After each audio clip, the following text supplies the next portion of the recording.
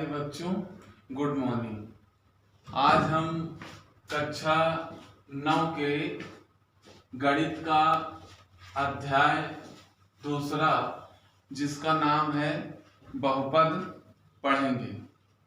अब बहुपद को पढ़ने से पहले हम कुछ बेसिक चीजें हैं जो उनको जान लेते हैं। जैसे देखेंगे चर, माता है यहाँ पे, आप लोग पढ़े होंगे चर। चर क्या होते हैं? जैसे हम लिखते हैं x, y, z, ये चर कहलाते हैं। अर्थात अज्ञात राशियां जो होती हैं वो चर कहलाती हैं, जैसे x, y, z। और इसी प्रकार अचर। अचर क्या होते हैं? अचर के अंतर्गत आपकी प्राकृतिक संख्याएं जैसे 1, 2, 3 आदि, ये क्या होते हैं? अचर। तो चर और अचर ये चीज जान गए आप। जैसे x, y, z ये चर हैं और अचर के अंतर्गत प्राकृतिक संख्याएं आती हैं, 1, 2, 3 आदि। अब हम इसके बाद देखेंगे कि पूर्ण संख्याएं। पूर्ण संख्याएं क्या होती हैं? पिछली कक्षाओं में पढ़ा होगा आपने।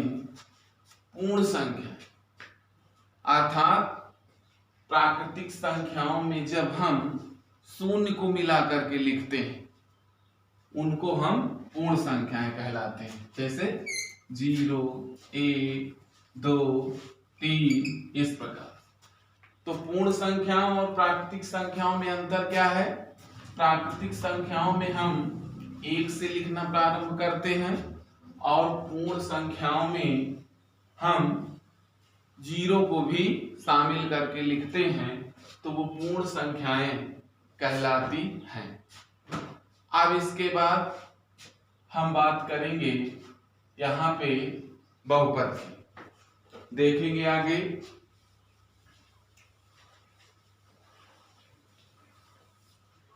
जब मान लीजिए हमने लिखा 2x, तो इसमें चर और अचर दोनों शामिल हैं। जैसे चर क्या है और अचर क्या है? चर आपका x हो गया और अचर क्या हो गया? 2। तो इस प्रकार से हमको क्या प्राप्त होता है? बीजीय व्यंजक। क्या प्राप्त हो जाता है हमको? बीजीय व्यंजक।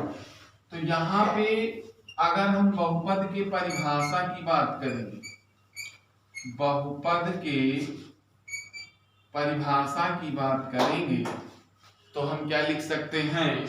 ध्यान से सुनेंगे। ऐसा बीजीय व्यंजक, ऐसा बीजीय व्यंजक जिसमें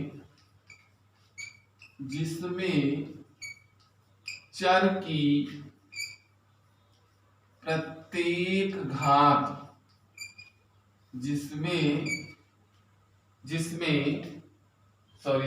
प्रत्येक चर की घात, जिसमें प्रत्येक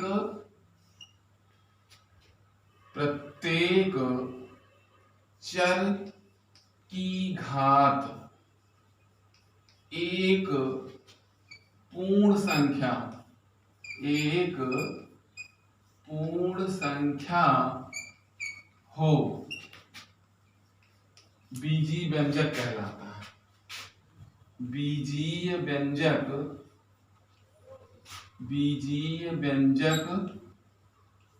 कहलाता है। तो इस प्रकार से ये बहुपद की परिभाषा नोट करेंगे कि ऐसा बीजीय व्यंजक जिसमें प्रत्येक चर की घात एक पूर्ण संख्या, वो क्या कहलाता है?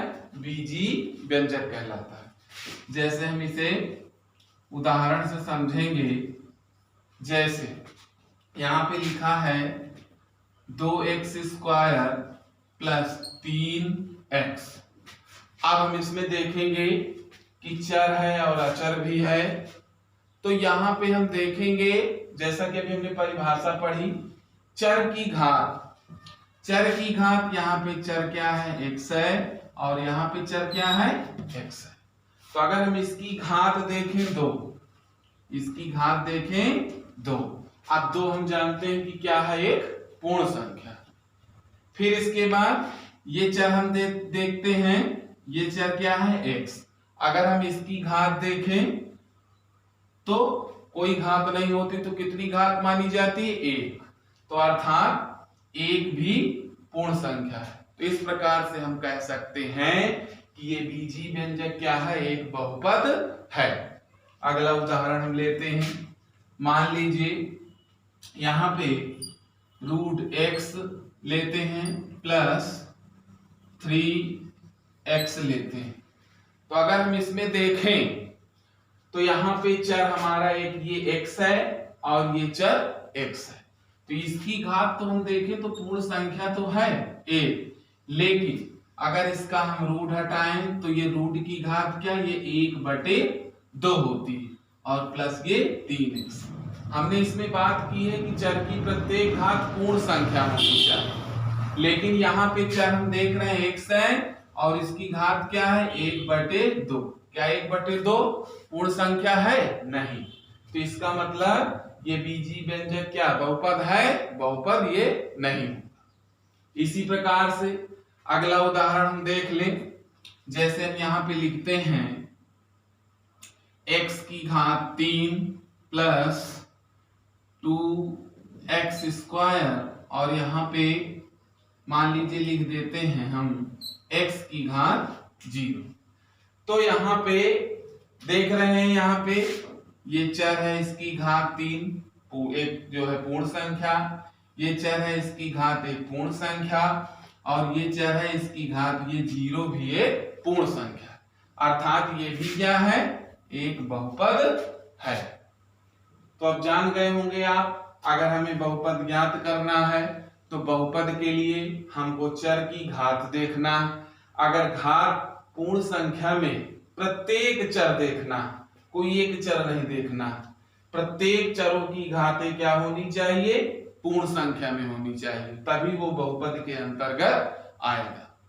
अब जैसे यहाँ पे लिख दिया जाए, अगला उदाहरण देखते हैं, x की घात 3 प्लस 3y। तो यहाँ पे हम देखते हैं कि ये भी क्या है, चर है, और यहाँ ये क्या है, चर है। इसकी घात पूर्ण संख्या, अगर इसकी देखें घात तो 1, ये भी पूर्ण संख्या, लेकिन यहाँ पे क्या है, ये भिन्न चरों वाला बहुपद है। अब यहाँ पे ये एक चर वाले बहुपद है, लेकिन यहाँ पे चर हमारा क्या होगा, y। तो ऐसे बहुपद को हम क्या कहेंगे, ये बहुपद तो है लेकिन भिन्न चरों वाला बहुपद है, अर्थात अलग इसमें चर है, एक चर आपका x है, एक y है, लेकिन बहुपद है, लेकिन इसे कहेंगे भिन्न चरों वाला बहुपद। इतना जान गए होंगे। अब आगे देखिए, अब हम उसके आगे जानेंगे बहुपद के प्रकार। बहुपद के प्रकार, बहुपद के प्रकार। अब बहुपद के प्रकार के अंतर्गत ये भी 2 प्रकार से होते हैं। एक होता है पदों के आधार पर, पदों के आधार पर, और एक होता है घातों के आधार पर, घातों के आधार पर। तो यहां पे हम सबसे पहले जानेंगे पदों के आधार पर। अगर कोई बहुपद है, सिंपल सी बात है, अगर कोई बहुपद है, मान लीजिए लिखा हुआ है 2x, अब हमको ये कह रहा है ये कैसा बहुपद है, तो ये एक पदीय बहुपद है। कैसा बहुपद है, एक पदीय बहुपद, अर्थात हम पदों के आधार पर ज्ञात करेंगे। इसमें कितना पद है? एक पद है, इसलिए क्या होगा? एक पदी बहुपद। इसके बाद हम देखिए यहाँ पे लिख देते हैं 2x² प्लस 3xy, कुछ भी आ तो इसमें हम ज्ञात करेंगे, देखेंगे एक पद हुआ और ये दूसरा पद, अर्थात ये कैसा बहुपद है? द्विपदीय बहुपद। कैसा बहुपद? द्विपदीय बहुपद। इसी प्रकार से तीसरे नंबर से क्या हो जाएगा? अब यहाँ पे पद बढ़ जाएंगे, तो यहाँ पे हम कर देते हैं 3x² प्लस 5xy प्लस 3, अर्थात अब यहाँ पे हम देखेंगे एक पद, इसके बाद दो पद, इसके बाद तीन पद, तो क्या हो जाएगा? त्रिपदीय बहुपद, अर्थात इसमें तीन पद है, 1 2 3, तो क्या हो जाएगा? त्रिपदीय बहुपद। ये रहा पदों के आधार पर।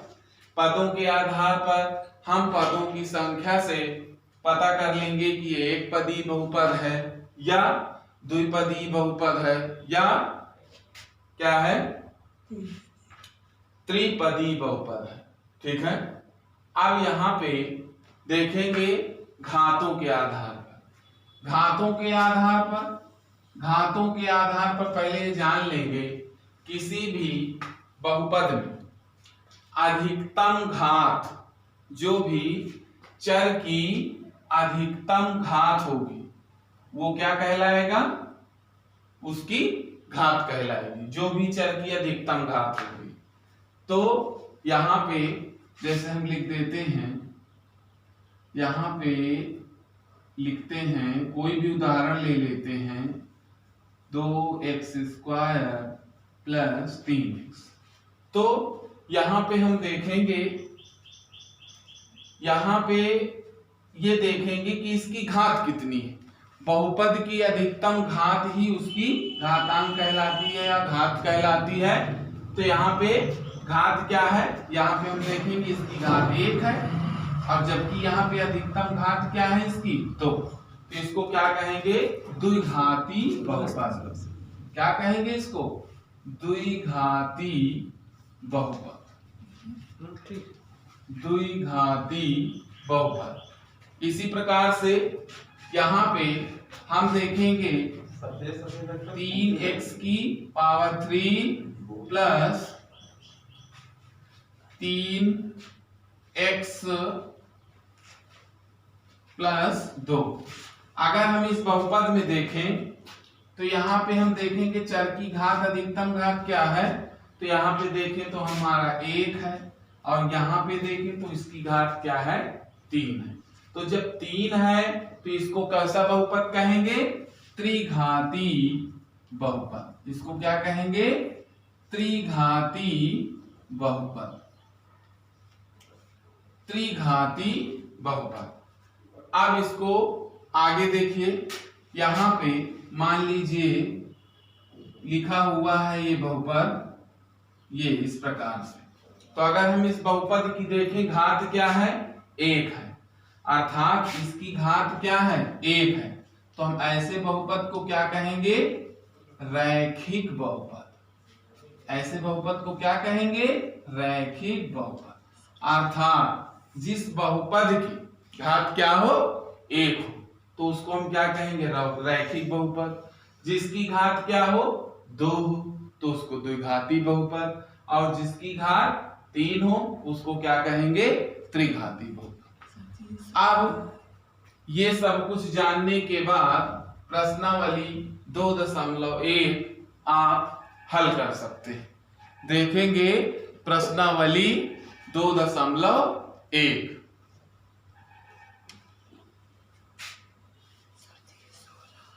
प्रश्नावली 2.1 के प्रश्नों को हल करेंगे।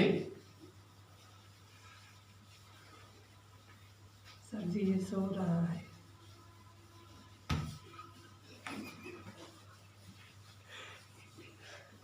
अब देखेंगे सभी बच्चे किताब में देख लेंगे। प्रश्नावली 2.1 2.1 किताब में देखेंगे। 2.1 पढ़ने के लिए आप देखेंगे किताब में पहले प्रश्न में लिखा हुआ है, निम्नलिखित व्यंजकों में कौन कौन एक चर में बहुपद हैं और कौन कौन नहीं, कारण के साथ अपने उत्तर देना है। अर्थात इसमें हमें बताना है कौन बहुपद हैं और कौन नहीं बहुपद हैं, उसका हमें कारण भी देना है। तो यहाँ पे जैसे पहले पे पहला नंबर दिया है, यहाँ पे दिया हुआ है 4x² माइनस 3x और प्लस लिखा है 7। देखेंगे पहले नंबर पे यहाँ पे लिखा है 4x² माइनस 3x और धन 7। तो यहाँ पे हमने जैसे आपको बहुपद की परिभाषा बताई थी, ऐसा बीजीय व्यंजक जिसमें प्रत्येक चर की घात एक पूर्ण संख्या। तो यहाँ पे हम देखेंगे चर x और x, यहाँ पे दो क्या है पूर्ण संख्या और इसकी घात क्या है एक पूर्ण संख्या। अब इससे हमें पता चलता है कि ये बीजीय व्यंजक क्या है बहुपद है। तो इसको किस प्रकार से लिखेंगे ध्यान देंगे आप। यहाँ पर प्रत्येक चर की घात एक पूर्ण संख्या है, एक पूर्ण संख्या है, एक पूर्ण संख्या है। अतः 4x² माइनस 3x प्लस 7 एक बहुपद है, एक बहुपद है। इस प्रकार से हमको कारण देना है। इसका कारण यहाँ पर प्रत्येक चर की घात क्या है एक पूर्ण संख्या है, अतः यह एक बहुपद है। इसी प्रकार से आप इसके सभी पार्टों को हल कर सकते हैं। जैसे दूसरे नंबर पर दिया है y² प्लस √2 √2। अब यहाँ पे हम देखेंगे चर हमारा यहाँ पे y है, √2 से हमें कोई मतलब नहीं। तो यहाँ पे हम देखेंगे इसकी घात क्या है 2, जो कि एक पूर्ण संख्या है। अतः ये बीजीय व्यंजक क्या होगा बहुपद होगा। और इसका कारण आपको जो हमने पहले में लिखा है यही लिखना होगा। यहाँ पर प्रत्येक चर की घात एक पूर्ण संख्या है, अतः y² प्लस वर्गमूल 2 एक बहुपद है। इसी प्रकार से तीसरे नंबर पे यहाँ पे देखेंगे लिखा हुआ है 3 वर्गमूल t प्लस फिर लिखा हुआ है t वर्गमूल 2, 3 वर्गमूल t और प्लस t वर्गमूल 2। अगर हम इसकी बात करेंगे ये बहुपद है कि नहीं, तो यहाँ पे देखिए 3 लिखा है। अगर हम वर्गमूल हटाते हैं तो उसकी घात क्या हो जाएगी, वर्गमूल की घात 1/2 और t वर्गमूल 2। तो यहाँ पे हम देखेंगे चर हमारा क्या हो जाएगा, जैसे x होता था वैसे यहाँ t, लेकिन यहाँ पे एक ये चर की घात तो क्या है 1 है पूर्ण संख्या, लेकिन इसकी घात क्या है पूर्ण संख्या नहीं है। तो क्या लिख देंगे यहाँ पर प्रत्येक चर की घात चर की घात एक पूर्ण संख्या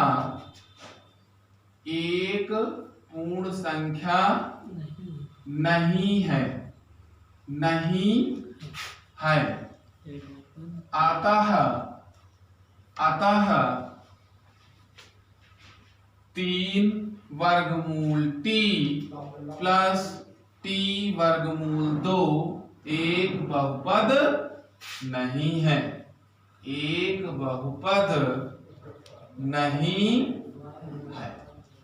इस प्रकार से आप इसका हमने 3 नंबर तक बता दिए, पहले का पहला, दूसरा, तीसरा, इसके बाद चौथा और पांचवा इसी प्रकार से आप हल कर लेंगे।